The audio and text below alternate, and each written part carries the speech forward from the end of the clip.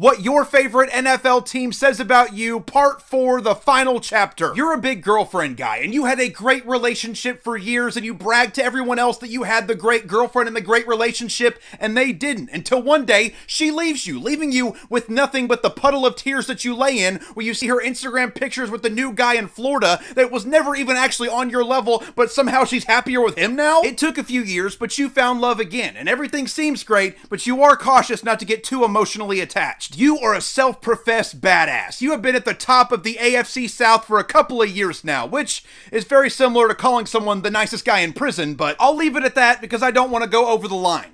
But I could if I wanted to, because your line couldn't stop anybody. Speaking of bad lines, you are a brave person. You're gonna stand your ground, especially when it comes to your team. You're not gonna run away in the face of adversity. In fact, you're not gonna run at all, even if it's the best option. You're kind of a spoiled brat. You've had your NFL team for less than 30 years and already have 2 Super Bowls and rarely see a losing season. That's why it's so important that you don't win too many postseason games to keep you humble. And recently, you've been doing a great job. Cardinals fans exist, I think. You love fantasy football for sure, because if it wasn't for fantasy football, most people would forget your team exists. Your expectations are like your city, mile high.